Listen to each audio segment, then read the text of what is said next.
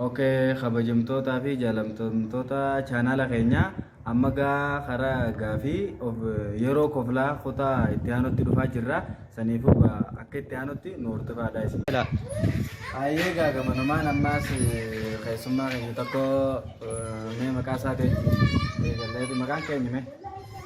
Maqaan kiyyaa Osaamaa Ziyaaduu jedhama. Ayyee mee Osaamaa Ziyaaduu jaalala si qabdee ni beekti? Jaalala gama fayyadu. Oke. Narraa boqochi jirti na fakkaata mudura gana gana. Oke, ayyee mee arra sagantaan kiyya abbaa gitu biraas dhufne isaa wajjin turtii godhaa waliin tura. Duraan dursee mee siyya kanii maqaan irratti maqaan kiyyaa maqaan chaanala obsaa Moorjisaadha.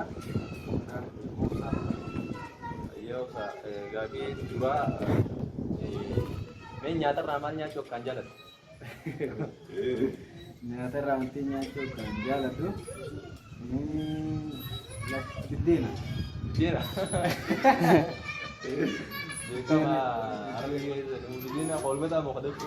Biddeena lakkee kolbataati. Kolbataatiin akkaan fada ni jaalladha beektaa.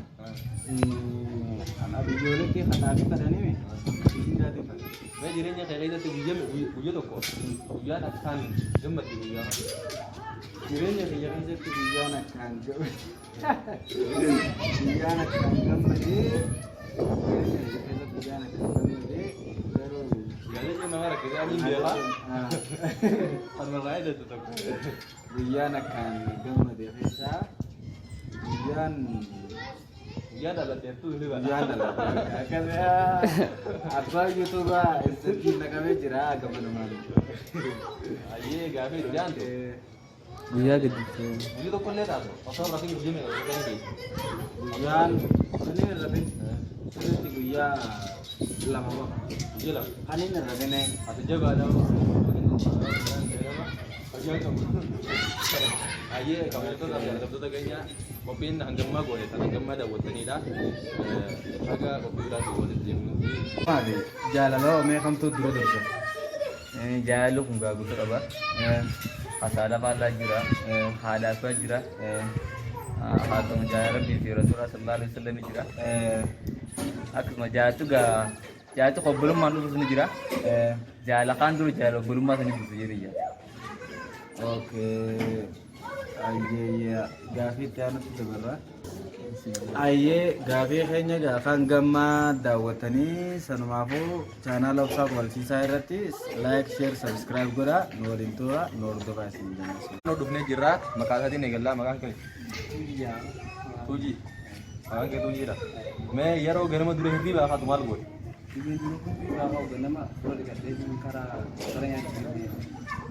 Mana fincaanii ta'e too. Gizee halkan isaa saddeetii bilchaate ganama kakaatuu ta'u.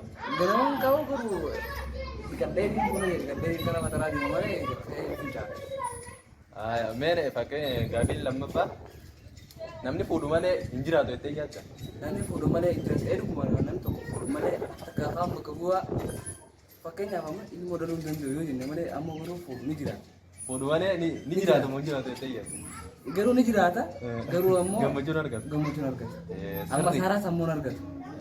Akka ilma namaa ta'uu hin danda'u immoo. Mee jaartii faayidaa maalii namaaf qabdi jettee yaadda. Fuudhuun faayidaan isin namaaf qabdu maali? Inni tokkoffaa ilmaan kana horachuu akka jiru. Jireenya keetiif bakka silaa sirriitti deebisuu ijoollee maqaa inni lammaffaa. Inni sadaffaa ammoo garuu jireenya keetiif waan tolaa yookaan dhalootaaf waa yaadu hanga hin bakkatti karoora kee oolchi jettee. maali jaalaloo meeqamtuu dura dursa Jaalalli kun gaaguutu qaba. Hasaala faallaa jira. Haadhaa faa jira. Haatuma jaalala fi rasuula sallallahu alaihi wasallam jira. Akkasuma jaalatu obbolummaan dhufu ni jira. Jaalakaan dura jaalala obbolummaa sanii dhufu jedhee. oke ayyee gaafii itti aanutti dabarra ayyee gaafii keenya gaafaan gammaa daawwatanii sanumaafuu chaanala obsaa kubalchiisaa irratti laayik sheer sabskiraayib godhaa nu waliin tura nu hordofaa isin jenna.